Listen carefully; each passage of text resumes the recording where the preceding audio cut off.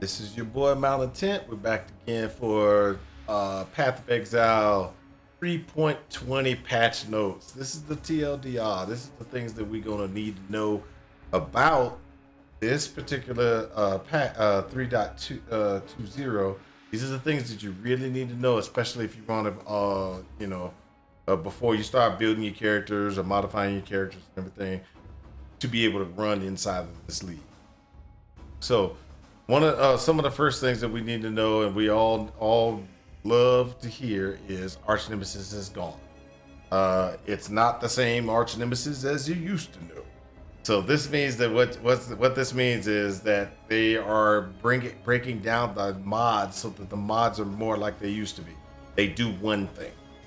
You can still have you still have some of those mods that can stack together and make a fight kind of hard. But at least you won't have that situation of things overlapping so bad that it would actually pretty much destroy you on a regular basis. So that's one of those things that there's going to be happening inside of this configuration. A lot of people like to hear about the Eldritch altar configuration changes. I really don't. It does kind of. It will kind of affect us. And those are individuals that actually used to go into and grab the Eldritch altars to get scarabs, because that was the easiest way. You can just grab scarabs right out of there. Well, they go ahead and they're going ahead and they're making changes to that, and so that's going to be a lot less scarabs coming from them. But it's still going to, and they're making a few other changes. Nothing really that's going to be, destroying anybody. Now, they did major changes in the Atlas tree. So one of the things that they did was they kind of moved some things around. All the bonuses that you used to get for increased Watcher's Eye chance, increased this chance with these bosses. You used to go into the tree to grab those things. Those things are off of the tree now. Those things are built into the mob automatically. So only thing that you're going to be doing is increasing the chance to be able to maybe fight those mobs, things like that, but you will not necessarily get better rewards from the tree. You get the better rewards from beating those bosses. Those reward percentages and increases and stuff like that, they put inside the mob automatically. So that actually helps out, and it helps out in multiple different ways. One way that it does help out is that when you're fighting, before it made it kind of, why go fight this mob or boss? Because unless I got something built into it so that he drops more stuff, he gives me more stuff, there was no real reason to go deal with him. So you just be like, okay, well, unless I respec out of my stuff and spec into him, there's no real reason to do these bosses. Now you can do those bosses and you have a good chance of getting items, so you don't have to kind of save all of your boss fights until you have time to respec out and go into those things. Makes it a lot easier and a lot easier to be able to execute in 3.20. All right. Next thing we're going to go through is we're going to go talk about these. This is going to be some of the huge changes. Okay. So I'm gonna break this down a little bit more, because this is a huge change in the jewels and ailment mitigation. Before, you used to have to do a lot of work to get your ailment mitigation up and working correctly. You got a little bit better chance now, so that you can inside of 3.20, I do not believe you should be without maximum ailment mitigation. I mean, because you've got it in your jewels, you got it in the tree, and from what it sounded like, it didn't sound like they were moving any of that stuff off the tree either. So if your build was going through pulling mitigation out of the tree, and then you were doing a real heavy hard part trying to get the rest of it out of your stuff, you can get it a lot easier inside of with the jewels and everything now. So jewels have modifiers that provide various forms of ailment and avoidance or protection. However, because their current values are moderately low, you often need to stack several jewels in order to have adequate levels of protection. We feel that this is an excessive amount of investment in how necessary ailment mitigation is at the character build. It is crazy. You need it. This issue has been exacerbated by some of the mods being gated behind corruption, making them more expensive and difficult. difficult to acquire, right? So you used to have to corrupt a jewel just to see if you get XYZ. They changed that. This is the solution. We're expanding the pool of mods available on Magic and Rares and making their modifier values more generous so that players have a better access to source the ailment and ailment mitigation with less investment. Regular jewels that are not Abyss or clusters now have mods that provide reduced duration or reduced effect for a wider variety of ailments than before. Abyss jewels now have mods that provide avoidance of various ailments. So if you go, Abyss jewels will give you avoidance, chance to avoid. That is going to be huge. Okay, so we've also changed monsters inflicted sources of chill shock effect to be multiplicative rather than additive. This is to allow sources of reduced effect of ailments to be able to stack to provide immunity. Get that? Chill and shock effect to be multiplicative. You can become shock immune and chill immune by stacking. Okay, so specifics, they added 5 modifiers that can be rolled on regular jewels. That's these: reduce, ignite effect, chill effect, shock, poison, and bleed. Chance to avoid being ignited and everything. Stun, jewel corruption. Modifiers can no longer roll. These are replaced with the following jewel corruptions.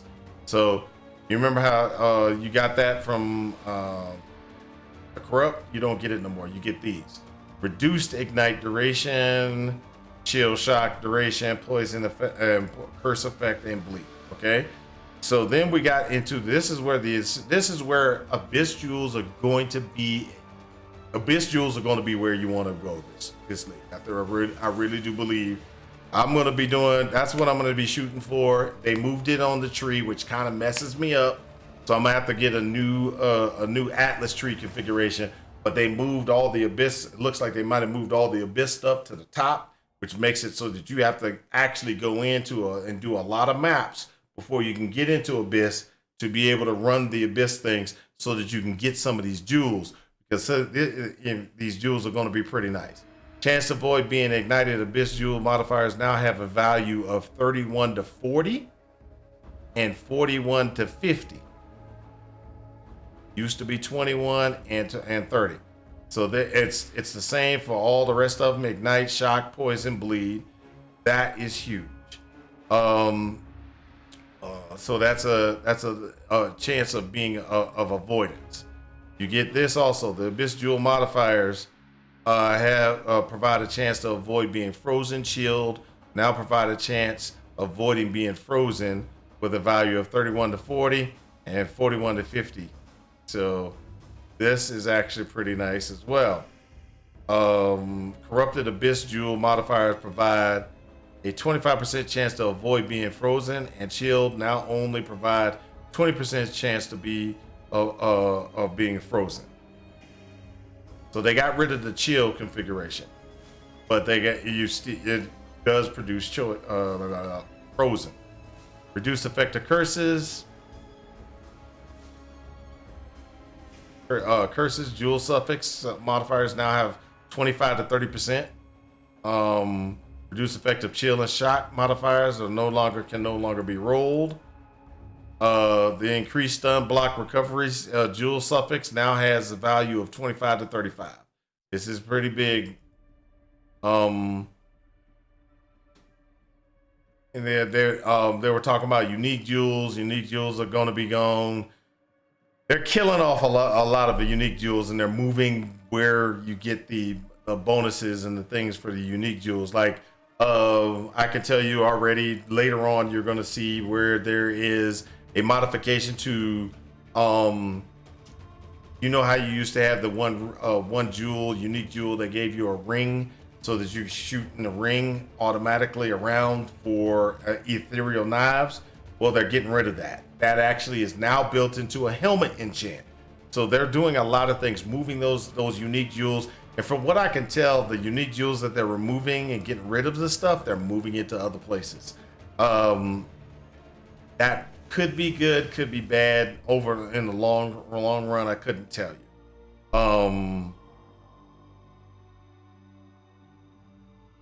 So these right here, the following jewels can only be obtained as a corruption.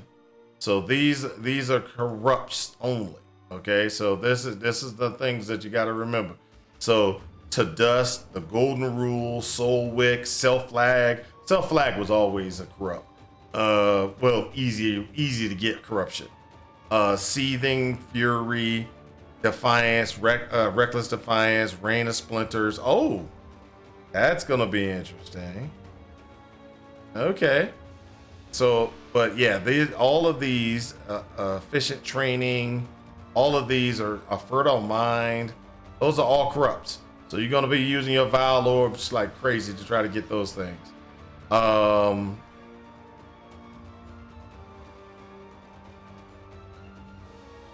So they haven't explained what the deterministic source for primordial might stuff is, but that's gonna be pretty good.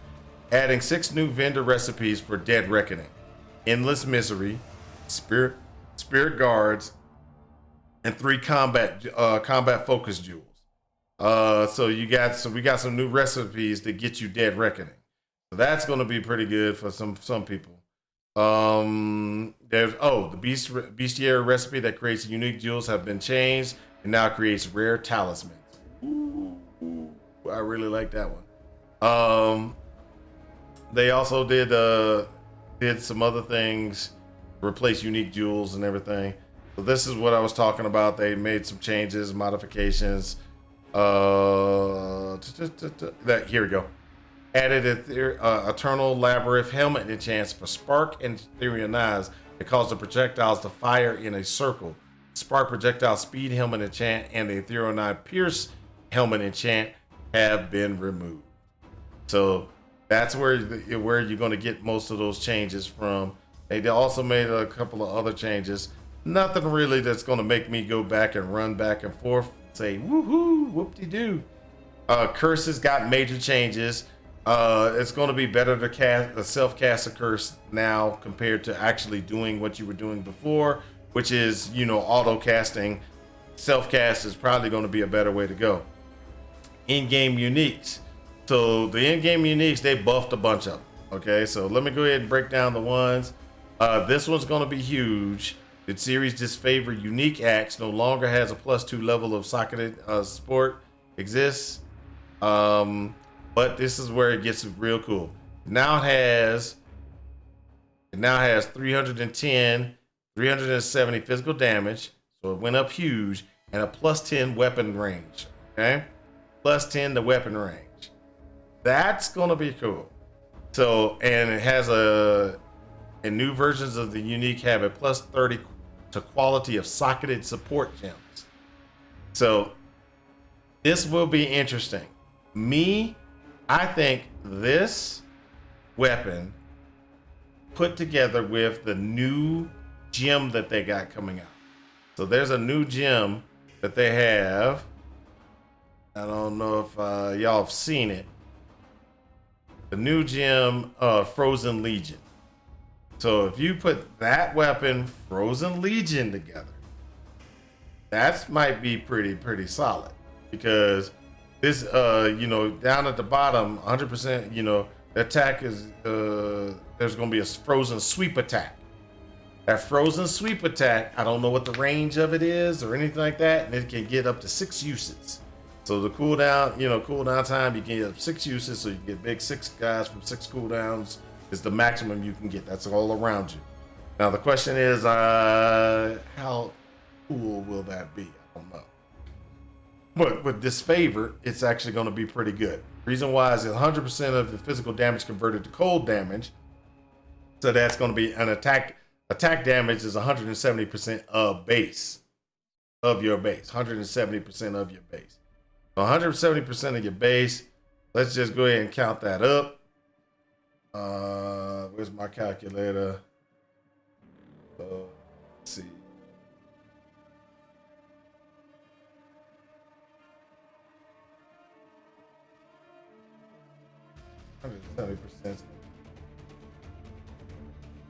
500 and at 310, that's 527 points of damage. So that's 527 points of damage. That's then adding all the other stuff. It's gonna be pretty. I think it's gonna be pretty nice. Okay. Another one that I think is gonna be pretty interesting is gonna be the Bloodseeker. The reason why is Bloodseeker was a really nice way to just automatically get life back from your leech. If you doubled up Bloodseeker with your Chimera,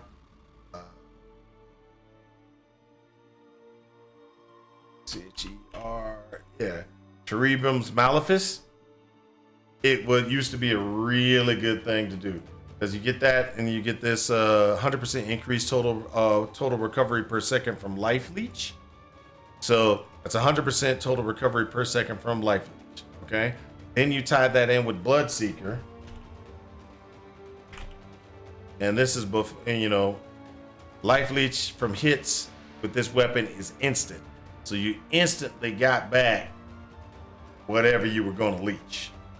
So this was like a huge, it was really good for the amount of leech that you could get back from this from this particular piece. Now with the increased damage, it's going to make it a really nice. And if you were doing something like was really fast attack, it actually worked out really well. Another one that's going to be really nice is going to be this one right here. So if you can figure out a way to get an attack, lightning based type attack, hand to hand type, it's going to be really nice. That's going to be huge amounts of damage. Kingmaker, of course, it's kind of screwed over with Kingmaker and Soul Taker being so rare now. It's going to be really hard for us to go ahead and minion guys to be really happy about this situation, but hey, it works out. I'm gonna have to try to get another savior one of these days. Try to get another savior and see if I can run a blade storm and see with this increase. This is a very huge increase in damage. Then you add in blade storm, and savior actually gives you that extra clone, which actually gives you more blade storms. Kind of love it. It's a great thing. Soul Taker, of course, was an increase. We like that. Love that. There's going to be no longer a replica Soul Taker. Things that you want to look for. You want to look for a Star Forge. You want to look for a Void Forge. Both of them have their benefits. You just need to know which one you're looking for. And that'll be the huge thing for some people. Let's see, strike skills. They did some changes to strike skills.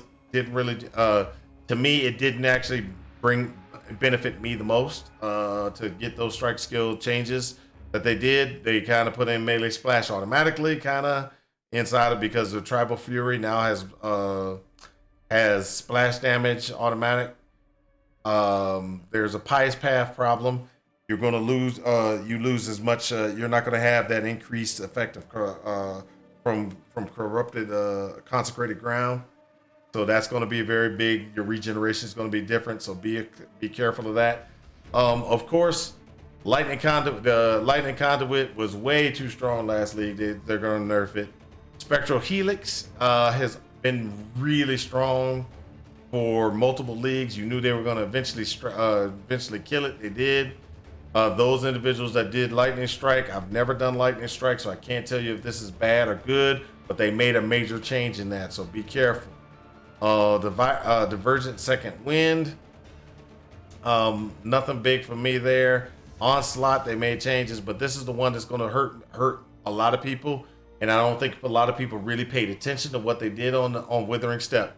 Withering Step, especially in combination with Knight support. Normally you have to wait elusive to gradually lose effectiveness and all this other stuff.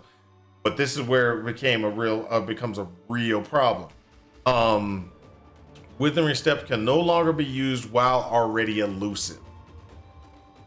This change shouldn't affect builds that don't have ways to gain elusive outside of Withering Step. Okay, So this change shouldn't make changes for that, but it does make a major change for some players, and I'll tell you the reason why. So Withering Step, most people don't realize this, but Withering Step also used to give inflicts wither debuffs the first time each enemy enters the area. Okay, so if I am using, if I have elusive from like an assassin and I'm getting you elusive from my critical strikes, I become elusive. I will never be able to run up on creatures and have phasing and put 6 stacks of wither on them automatically. I can't do it anymore because when I'm running, wither won't execute. That's what this sounds like. Withering Step can no longer be used while you're already elusive. So I'll have elusive from, if I was doing Cobra Lash or whatever, or Venom Guy or whatever, I have elusive because I'm critically hitting with those particular things. I run up on a guy and they can't get automatic wither, so their poison, the poison damage or the DOT damage won't be increased. It is a huge problem, and I don't know if they really thought that through. Yes, I get elusive from critical strikes. I'm not worried about that. I was using Withering Step for the wither. This was a huge wither thing. Yes, I could stack it with Nightblade and do all the other stuff and make sure that I guaranteed stayed with elusive, and it did make it really easy to stay with elusive, but that's gonna hurt. Okay, so they added in this. That's be aware of that. The new Total Mastery, that's gonna be good. Lingers for 3 seconds. Tainted Orbs fusing. When reducing Tainted Orb, when reintroducing Tainted Orb, man, I can't even speak now. When reintroducing tainted currencies, the chances of different outcomes were rebalanced to appropriate for the core game. The new odds for tainted orbs of fusions made it harder to justify using one on your gear, as it could become an expensive venture.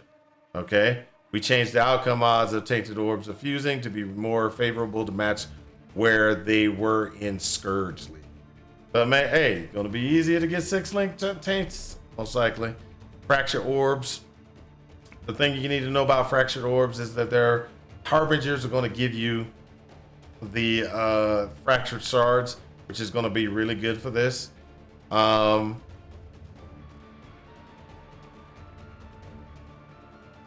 We've changed the visual effects, so edge of the arena is after a de-atomization storm has passed over the decorations. Oh, that's pretty cool. Let's go ahead and move through all this stuff. This is nothing. These mods are going to be for 3.20. You need to know these. This comes in very handy for those individuals. You're going to have Anarchy. That's going to be 2 Rogue Exiles. You're going to have Domination. That's going to be more shrines. Breach. You're going to be able to get Breach. Beyond is going to be kind of sucky, but you got Harbinger. Remember this. So I'm going to go ahead and call this out. You want to do Harbinger Abyss, and that's where you're going to make your money. You're going to want to do Harbingers, so you can get the extra Harbingers. You can start fracturing items, or try to get so you can fracture items and everything like that. That'll be really good. Delirium is always a good thing, but it's too expensive in my opinion. But this would definitely be the one to go for. Okay, let's see here. Let's jump back up to the top. User interface changes. All right, user interface changes. So they made some changes to the user interface. I'm not worried about those. Then they had bug fixes. Just different things that they fixed that were bugs. People might actually need to pay attention to that.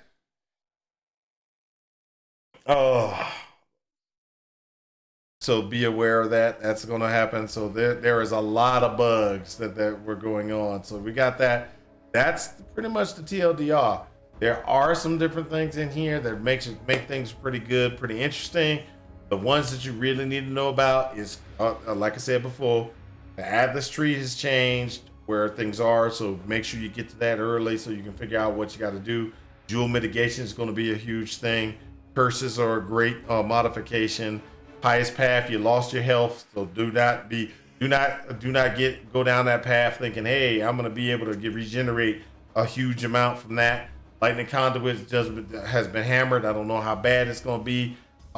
Spectral Helix got hammered at the same time. Withering Step, you're killed.